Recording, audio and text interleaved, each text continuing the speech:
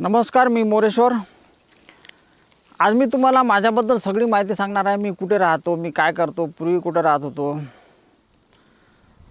आणि सध्या आता मी कुठे सध्या मी आहे ना अमरावतीमध्ये राहतो। हे महाराष्ट्रात जिल्ह्यातील एक दुसऱ्या म्हणजे विदर्भातील दुसऱ्या नंबरचं शहर आहे अमरावती।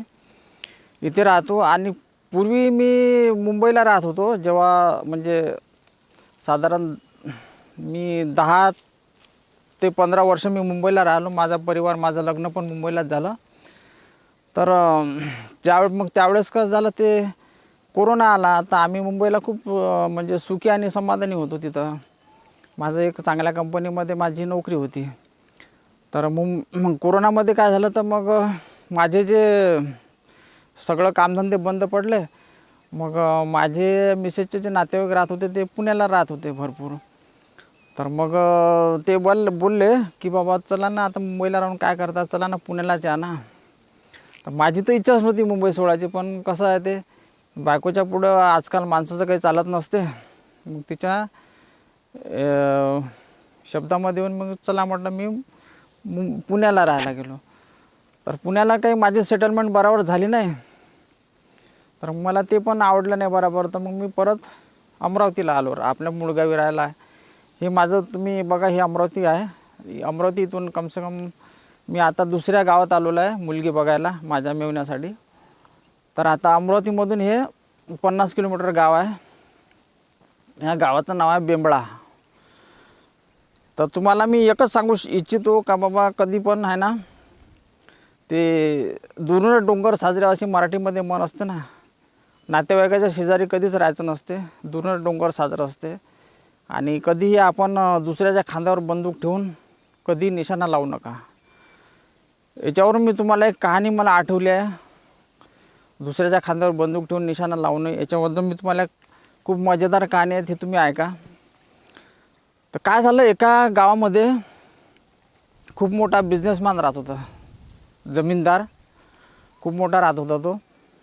तर त्यानं एक गाढव पाडलेलं होतं घरच्या म्हणजे शेतीच्या कामासाठी, घरच्या कामासाठी असं त्यानं गाढव पाडलेलं होतं।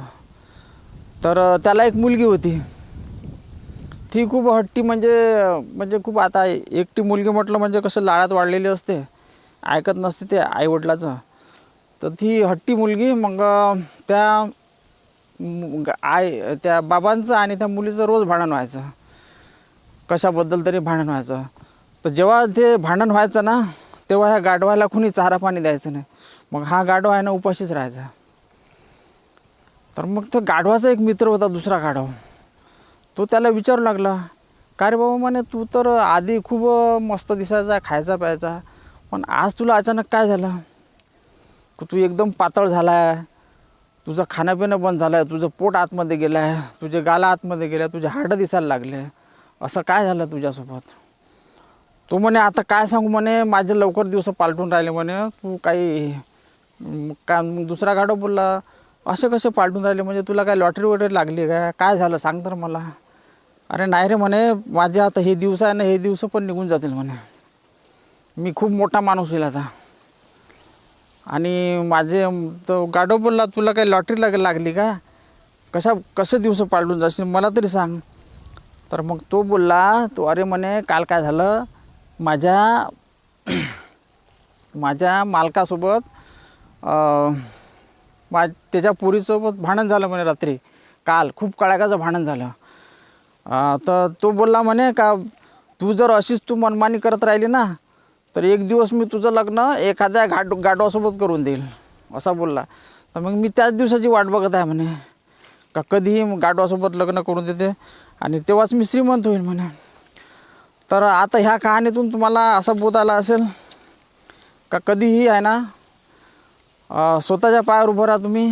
तुम्हाला देवानी युनिक बनवलेलं आहे। तुमचे जे आता एवढे करोडो लोक ह्या जगामध्ये राहतात, सर्वांचा फेस जो वेगळा असते, त्याचे फिंगरप्रिंट वेगळे असतात। तर तुम्ही ह्या कहाणीतून बोध घेतला पाहिजे आणि आपलं स्वतःचं अस्तित्व निर्माण